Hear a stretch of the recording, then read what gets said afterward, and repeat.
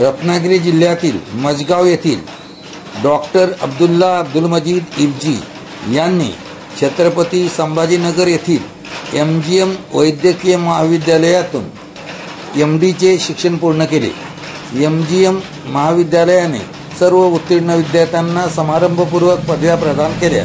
त्यामध्ये डॉक्टर अब्दुल्ला इब्जी यांनी अतिशय आनंदाने पदवी स्वीकारली। रत्नागिरी मजगाव येथील त्यांना पहिले MD डॉक्टर होण्याचा बहुमान मिळाला।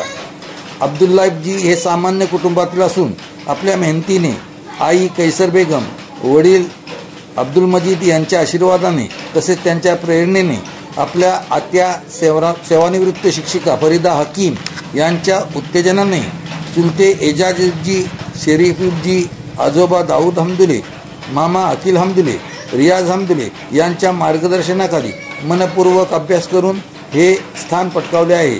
ही पदवी बहाल करताना MGM वैद्यकीय महाविद्यालयाचे doctor Pravin Shinde, doctor Ashok Patil, doctor Vijay Kadam तसेच डॉक्टर मधुरा नेलानुथुला उपस्थित होत्या।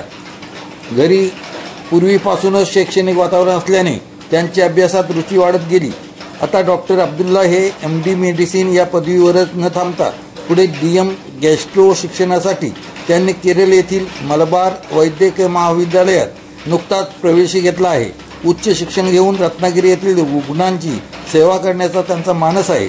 त्यांची बहीण अमिना इब्जी ही सुद्धा MBBS करीत असल्याने त्यांना सोबत घेऊन सेवा करण्याची इच्छा आहे।